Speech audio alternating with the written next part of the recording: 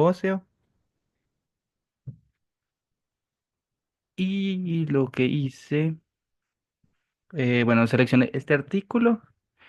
Es un artículo originario pues de China, donde mira la osteoporosis y el riesgo de fractura asociado al uso de nuevos antidepresivos, donde tomaban en cuenta pues, la cuestión de los ISRS.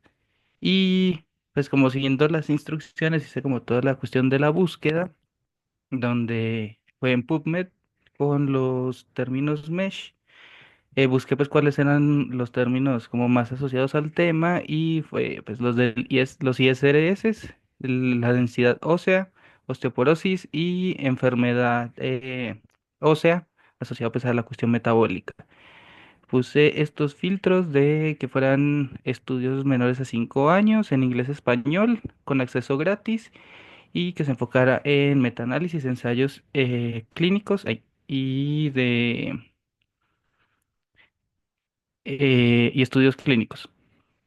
Y pues en la búsqueda fue pues bastante simple. Una búsqueda inicial me arrojó 101 resultados, de los cuales se redujeron a 15 al ponerle la temporalidad de 5 años, 4 estudios al reducir los artículos en, como esto más chiquito, ya, en acceso gratis y 3 al reducir la búsqueda a metaanálisis, ensayos clínicos y estudios.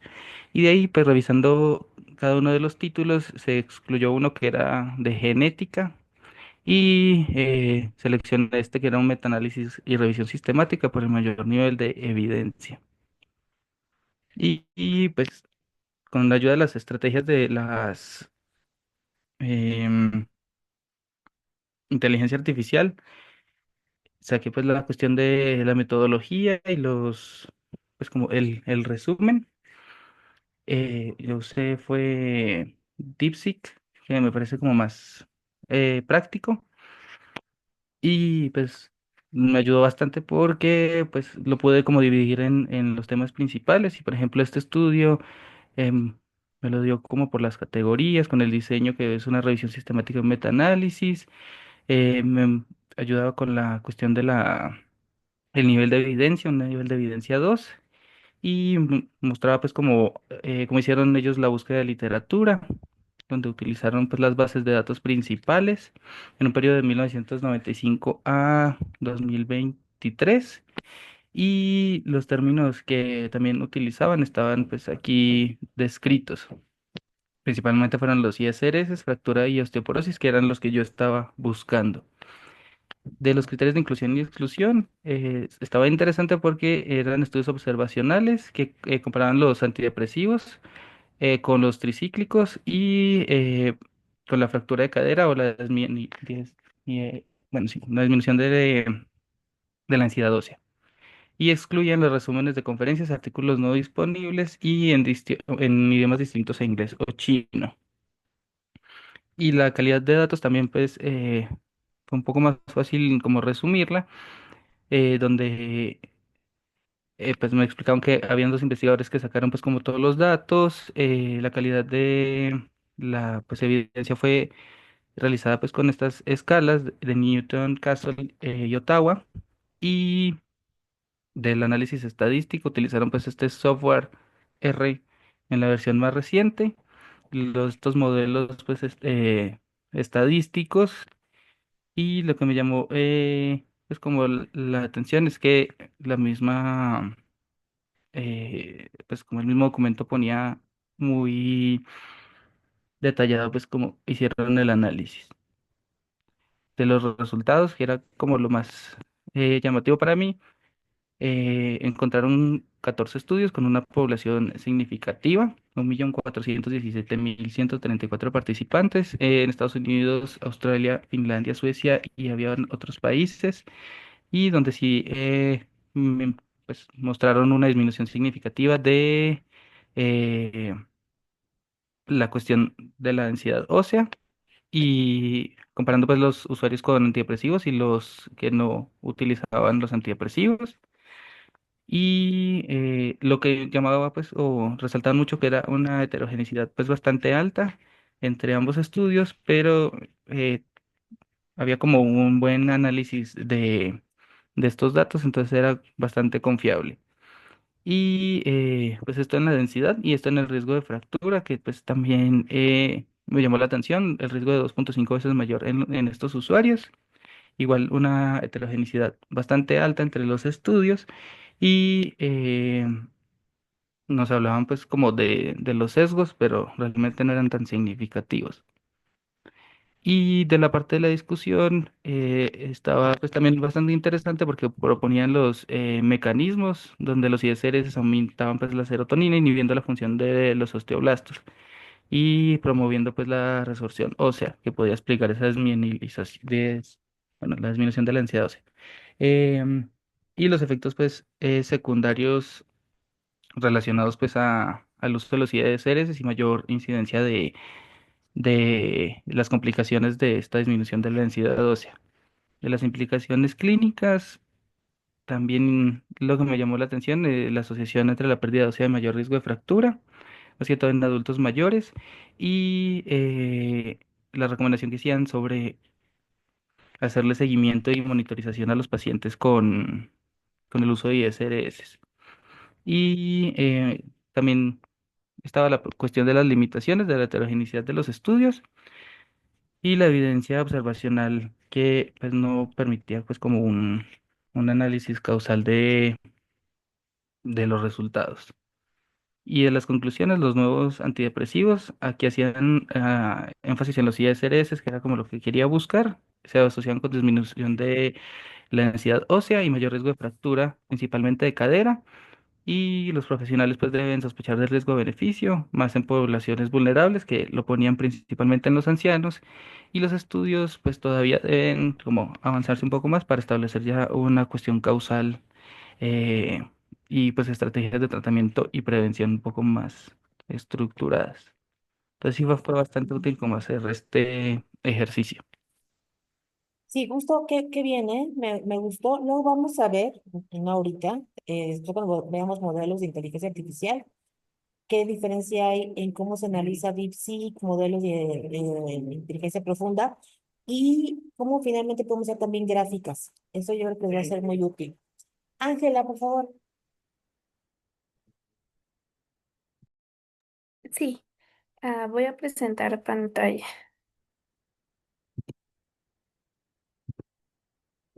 Am, bueno, yo lo hice un poco diferente. Primero puse hice la búsqueda en un documento de Word y ya luego la presentación. Y bueno, aquí les presento el documento de Word. La pregunta pico, pues la P era pacientes que estuvieran en cuidados intensivos y hubieran tenido una estancia en UCI, ya sea prolongada o de manera general. Realmente eso no era importante, el tiempo de estancia. Y la C, pacientes hospitalizados que no estuvieran en UCI sí, sin estancia en UCI. Y la O, el desarrollo de estrés postraumático en estos pacientes. Entonces, ya formulada la pregunta pico, es, en pacientes adultos hospitalizados, la estancia en la unidad de cuidados intensivos se asocia con un mayor riesgo de desarrollar trastorno de estrés postraumático en comparación con aquellos que no requieren ingreso a UCI. Para realizar la búsqueda de artículos, utilicé los términos MESH. Bueno, primero los busqué en la página que nos había indicado previamente de cómo buscar el término MESH correcto. Esos fueron los que me salieron, que es Stress Disorder postraumática, postraumatic. Y como es la asociación con la unidad de cuidados intensivos, utilicé el AND y Intensive Care Units. Ya al ponerlos en PubMed, pues primero le había puesto los filtros de que fuera en 5 años y metaanálisis, pero como que no me gustaron tanto los que me aparecieron nada más en 5 años, entonces le quité el filtro y me aparecieron 16 resultados. Y de esos 16 resultados, al hacer el análisis, el que me pareció que respondía mejor la pregunta pico es el segundo título, que es este que les muestro aquí. Ese es el título y el abstract. Y ahora sí, el resumen. Bueno, la presentación es solamente del artículo. Pues ahí me apoyé de ChatGPT para que me ayudara a realizar el resumen y quería utilizar la otra herramienta que nos había mencionado, pero me aparecía que tenía que pagar, entonces, o sea, como para descargar el documento. Entonces, pues ya seguí utilizando ChatGPT, él me hizo el documento y yo solo le di un poco de formato. Y, ay, y estamos aquí. Entonces, el artículo es el trastorno de estrés postraumático en sobrevivientes de enfermedades críticas. ¿Perdón? ¿Sí? No, no, Ah, está bien. Sigue, sigue. una revisión sistemática y metaanálisis. Y este fue un artículo publicado en el 2015, donde tuvieron los objetivos de determinar la prevalencia de síntomas de TEP en sobrevivientes en la UCI, identificar factores de riesgos asociados, evaluar intervenciones preventivas y terapéuticas. Esto lo hicieron utilizando artículos que se encontraran dentro de las bases de datos de PubMed, Embase y los tres siguientes. El periodo de búsqueda fue hasta el marzo del 2014. En la metodología que utilizaron se revisaron 2.817 resúmenes y 712 textos completos, de los cuales pues solamente se utilizaron 40 publicaciones. Em, lo que más se utilizaron como herramienta para determinar el desarrollo de estrés postraumático fue el Impact of Event Scale y hicieron análisis por rangos de tiempo de estancia en UCI de 1 a 6 meses posteriores y de 7 a 12 meses posteriores. Los resultados principales es de que a la evaluación de pacientes a 1 a 6 meses posterior a su estancia en UCI, perdón, el 25% tenían un TEP clínicamente importante y el 44% se consideraba de leve a moderado. De los que se evaluaron a los 7 a 12 meses después de su estancia en UCI, el 17% tenía un TEP clínicamente importante y el 34% de leve a moderado. Los factores de riesgo asociados para el desarrollo de TEP en pacientes hospitalizados en UTI es que tengan psicopatología previa a la estancia en UCI, administración de benzodiazepinas y recuerdos traumáticos posterior a la UCI como alucinaciones y delirios. Y aquellos que no se asociaban al trastorno de estrés postraumático era la edad, el sexo, gravedad de la enfermedad, ventilación mecánica, perdón, y duración en UCI. Em, las intervenciones que evaluaron es que si podían funcionar para estos pacientes para prevenir el desarrollo de estrés postraumático era el diario de UCI, que consiste pues que los pacientes escriban diario lo que viven en la UCI o hacerles como una bitácora. Y esto tiene una reducción significativa del TEP, sobre todo en estudios europeos.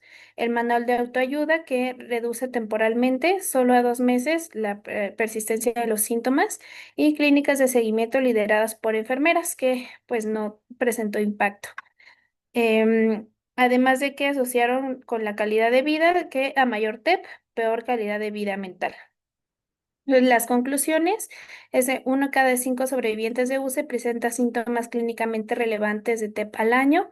Identificar factores de riesgo es clave para la intervención temprana. Diarios de UCI son prometedores como estrategia preventiva y se necesita más investigación con métodos estandarizados. Entonces, bueno, considero que sí me ayudó como para poder contestar mi pregunta de investigación de una forma mucho más rápida que haberlo hecho yo manualmente.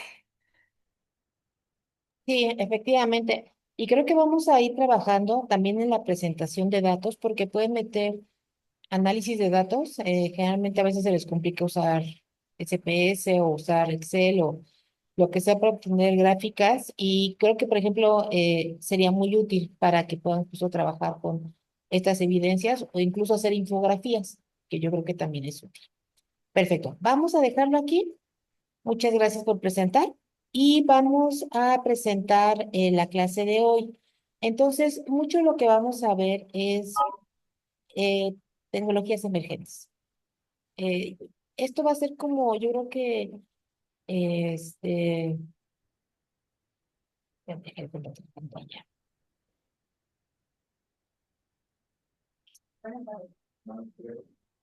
Aquí está.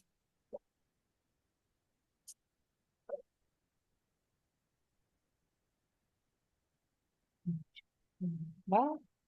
Y Ángela se nos salió. Creo que fue el celular. Entonces, vamos a ver un poquito, muy breve, porque esto la parte es como teórica, esto la mayor parte de ustedes ya lo conocen, espero que sí, que tiene que ver con las tecnologías emergentes. Hay algo que se llama medicina translacional y que tiene que ver con cómo vamos a ir trabajando con respecto a la aplicación clínica de tecnologías en general en salud. Entonces, las tecnologías de vanguardia en salud se refieren a diferentes aspectos que van desde la evaluación de genoma, tecnovigilancia, neurociencias translacionales, que es lo que nos va a ocupar a nosotros como psiquiatras, pero hay bastantes, terapia digitales, prótesis, órtesis y robótica. Y un poquito, aquí son los resultados de aprendizaje, tiene que ver con el concepto de tecnovigilancias y considerar los riesgos y beneficios sociales, ambientales de la tecnovigilancia.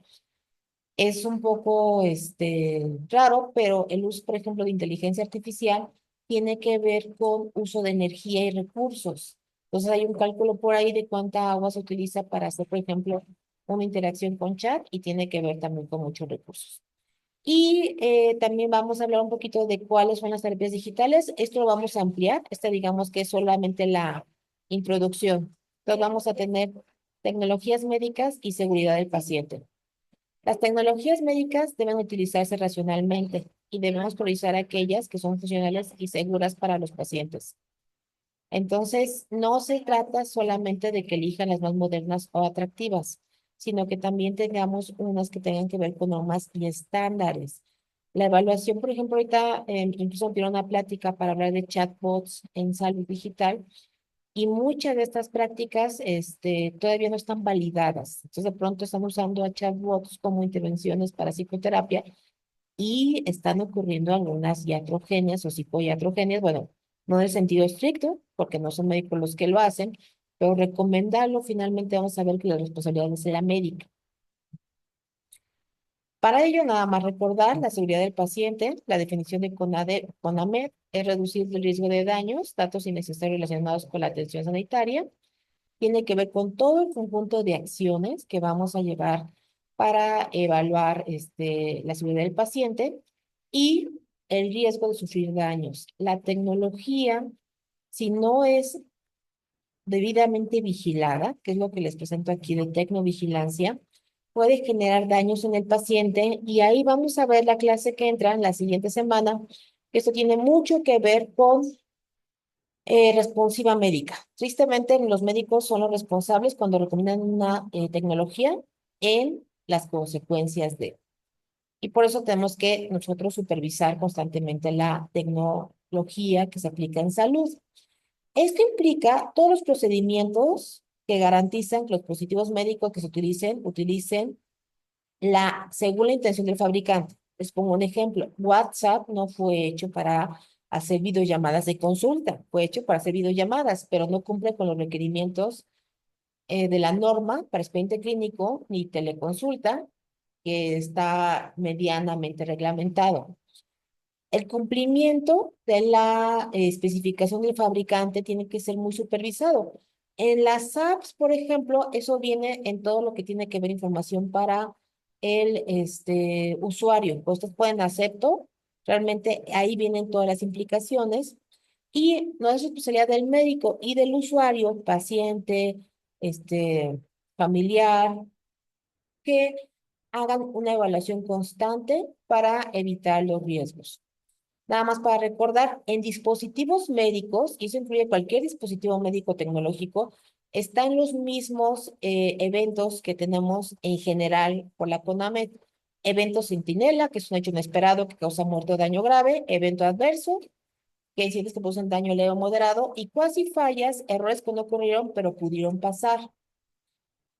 Dentro de estas, los dispositivos médicos sí pueden tener errores y pueden ser asociados al dispositivo, falla en el diseño, deficiencia del software o material, o vean que tengamos también asociadas al uso. Aquí es el riesgo que tenemos más importante, porque si están usando chatbots como terapeutas, cuando no necesariamente están verificados para eso, y no para todos los tipos de pacientes.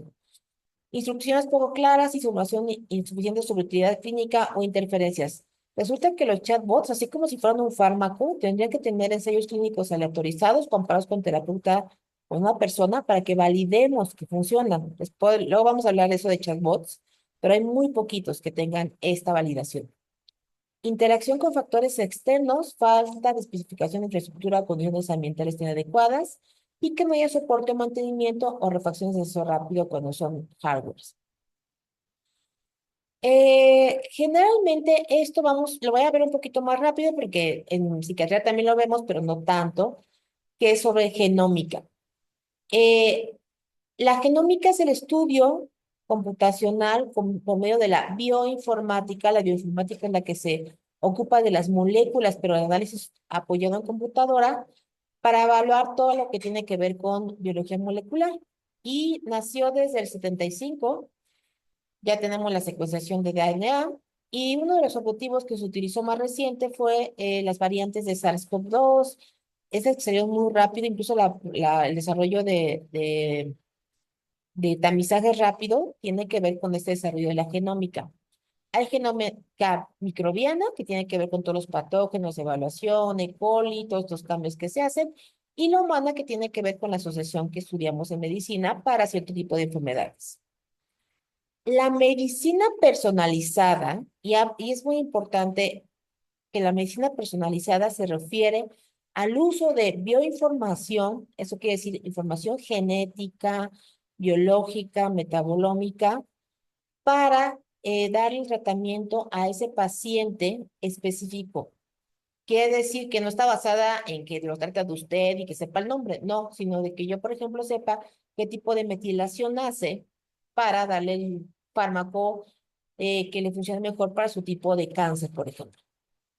Entonces, eso se llama hay ya ahorita 7P, 6P medicina y 7P, pero ahorita vamos a ver las 4Ps de la medicina personalizada y van a ver que en personalizada se refiere a que sus aplicaciones pueden ser en la prevención, donde tiene que ver con calcular probabilidades genéticas, predicción, realizar predicción de desarrollo de posibles patologías, eh, que pueda incluir al paciente con cambios en el estilo de vida y que sea personalizada según el tratamiento genético. Es muy importante este concepto de medicina personalizada porque se refiere justo a eso, a una medicina ajustada a un perfil molecular del paciente. Hay diferentes aplicaciones de medicina. Por ejemplo, tenemos un proyecto colosal que tiene que ver cómo vamos a generar medicina personalizada en base a decisiones genéticas. El CRISPR, que es el poder insertar y modificar cierta información genética y también su secuenciación. Y obviamente también se puede trabajar sobre la expresión genética, ha hecho que haya un boom de medicina personalizada. Desafortunadamente, los costos y el que no pueda ser generalizable precisamente por su naturaleza hace que mucho de esto no ha llegado todavía, por ejemplo, a México, pero ya hay mucha medicina personalizada con respecto a terapias génicas para cierto tipo de trastornos o fármacos específicos. Esto es lo que les decía de bioinformática. Vamos a tener datos masivos mediante plataformas computacionales, cuando hacen estudios genéticos y hablan de tasas de heredabilidad o asociación genética, el encaje genético finalmente es bioinformática. Pero no nada más incluye a la bioinformática de genes, sino también vamos a incluir ahí a todas las ciencias ómicas. ¿Qué quiere decir? La metabolómica, la proteómica y obviamente la genómica, para trabajar con cómo estas cadenas de proteínas, aminoácidos y genes van a interaccionar en la salud humana. La verdad es que ahorita es el boom con respecto a la expresión genética. Ya hay muchos experimentos sobre cómo se puede modificar cierta información y es probable que en un futuro sea una de las cosas más aplicables. Ya hay nuevos conocimientos de variantes genéticas, cambios en la regulación y expresión que se pueden hacer, en la metilación especialmente, y también puede desarrollar nuevas moléculas. Muchas de las nuevas moléculas que se crean tienen que ver con desarrollo experimental e inteligencia artificial para el desarrollo de moléculas que se unan específicamente a cierto receptor. Esto, es un ejemplo de cómo se puede ver los genomas. Es en muchas páginas, PubMed también tiene uno. Eh, Esta es la Universidad de Santa Cruz de California y lo que pueden ver es cómo están emparentados los genomas. Está bonito porque finalmente pueden verlo por especie, pero en general ya hay muchísimos mapas para ver qué genoma está asociado a cierta enfermedad. En neurociencias relacionales, ustedes ya son un poquito expertos porque habla de cómo la interacción entre los campos básicos y clínicos funcionan. Y mucho de esto tiene que ver con terapia génica, marcadores bioquímicos, las tractografías, que ojalá ya hayan visto alguna, el PET, por ejemplo, finalmente lo que nos da es esta información de vías. Esto ya ustedes lo conocen perfectamente, que es la tomografía por emisión de positrones y el SPECT para ver metabolismo cerebral y cómo hay hallazgos contundentes que finalmente refuerzan mucho las teorías de la depresión, ansiedad, esquizofrenia, estrés postraumático, que nos permiten ver el hipometabolismo. Pero también vamos a ver las microimágenes de neuronas. Incluso ya hay videos, obviamente, de cómo se desarrollan las neuronas, cómo tenemos los factores de desarrollo derivados del cerebro, para ver tanto los receptores post y presinápticos, y eso cómo se puede aplicar dentro de la ciencia. Dentro de las aplicaciones también de tecnologías emergentes tenemos la prótesis. La prótesis es cualquier tipo de suplemento que usemos en el cuerpo con fines estéticos o funcionales para suplir una parte del cuerpo. Y algo que a nosotros nos va a interesar mucho va a ser la protetización. ¿Qué quiere decir eso? Es el proceso mediante el cual el sujeto se adapta a esa prótesis. Y en ese aspecto ya hay prótesis inteligentes donde los materiales se adaptan tanto a la fuerza, al color, al estímulo que requiera esa parte. Y hay algo que va a funcionar muy pronto, que va a ser la inteligencia artificial es capaz de modelar los movimientos que se requieren de prótesis para ajustarlos a un entorno diferente en poco tiempo. Y a la par de esto, vamos a tener las órtesis, que simplemente son todo lo que requiera una modificación de apoyo externo. Ah, espérenme, porque aquí nada más voy a mencionarles que en protetización, lo que se está haciendo, y mucho de lo que estaban trabajando en Neurolink, era tratar de poner, bueno, se puede hacer implantes en corteza del cerebro asociados al área que se va a protetizar para que vuelva a tener sensibilidad. Y es algo que está de alguna manera ya avanzado y que ya se ha trabajado con una persona que sería el primer ser biónico porque tiene ya receptores para tener conectados al área de corteza que se encargan de mover la prótesis. Dentro de las terapias digitales quiere decir que cuando vamos a usar cualquier tipo de apoyo de tecnología para dar intervención. Dentro de esto tenemos la salud digital, la medicina digital y la terapia digital. Para que yo diga que es terapia digital, necesariamente tengo que demostrar eficacia clínica y está regulado. Vean que aquí tenemos un pendiente, no hay nada regulado todavía en sistemas digitales. Luego vamos a ver esto, que solamente hay una ley en un estado para no exponer a niños a inteligencia artificial, pero lo vamos a ver la siguiente semana.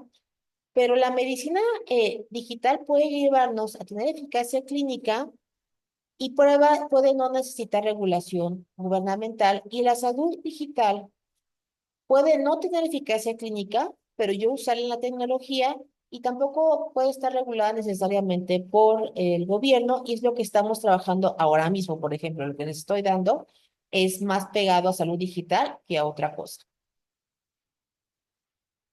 Otro de las aplicaciones son robots en medicina. Los robots, ustedes ya lo deben de conocer, la cirugía robótica, el Da Vinci, que es el uno de los, hay como ya 15 o 20 robots quirúrgicos en México. Rehabilitación asistida por robots. Este es creo que se llama Oncolob, tienen en todos los crits. tiene uno de estos, que es justo hacer rehabilitación, está alimentado por los datos del usuario y se puede ir regulando el qué tan rápido, qué tan fuerte va a darle el apoyo o no al paciente para mejorarlo. Y donde están muy usados son en todas las tareas de laboratorio, ¿no? Finalmente por eso ya son tan rápidos los resultados. Y cuando usamos sistemas que se encargan de reemplazar funciones fisiológicas, esos ya son sistemas biónicos robóticos. La idea un poco, por ejemplo, el primer sistema biónico es las válvulas del corazón, pero ya hay pequeñas robots que de alguna manera pueden funcionar como células beta pancreáticas y que en algún futuro, probablemente ya, estas son cosas que ya existen, podamos llevar de reposición de cadera, reposición de músculos incluso, y trabajar ya con cirugía robótica muy funcional. El robot en función de autonomía se divide del nivel 0 al nivel 5. El nivel 5 implica un problema porque es autonomía total y no tiene interferencia con el ser humano. Entonces, ninguna acción es necesaria. Generalmente, este tipo de robots se dejan solo para tareas peligrosas o que son automatizadas y que no requieren ninguna supervisión, pero obviamente no se puede dejar para pacientes, ¿sí? Ningún robot que trate con pacientes puede tener nivel 5 de autonomía.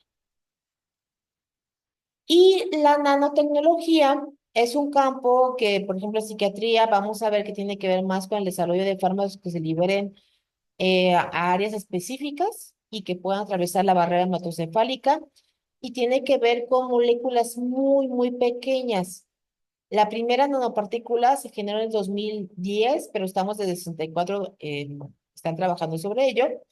Y la aplicación de nanopartícula se refiere a que voy a tener a la partícula dentro del vaso sanguíneo.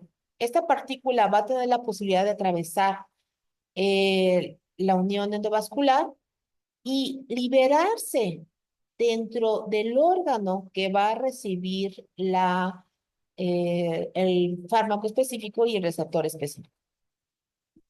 Entonces, nada más para hacer la diferencia entre nanofármacos y fármacos comunes, los fármacos comunes se transportan por sangre, necesitamos aumentar la solubilidad con los excipientes, la vida media es constante, en general son moléculas grandes que no pueden atravesar ninguna de las barreras. Los nanofármacos siempre van a atravesar la brecha de células endoteliales, pueden ser absorbidos por pinocitosis, aumenta la biodisponibilidad, pueden ser fármacos hidrófobos, y generalmente al ser específicos de cierto receptor o cierto tejido, van a disminuir los efectos adversos y ende van a tener mejor vida media y aumentar la concentración y atravesar las barreras hematoencefálicas, que en nuestro caso sería lo más importante. Todo esto que vimos en tecnología se aplica para precisión diagnóstica, para personalizar la asistencia, para hacer seguimiento desde la perspectiva del paciente, atención centrada en la persona. En psiquiatría están haciendo, la verdad es que luego vamos a ver un poco de predicciones, modelos de predicción de IA, de trastornos mentales, farmacoepidemiología y terapias de chatbot. Esto, los tres últimos puntos, es lo que vamos a ver un poquito más desarrollado en las siguientes clases. Y cierro esto. ¿Dudas de algún tipo?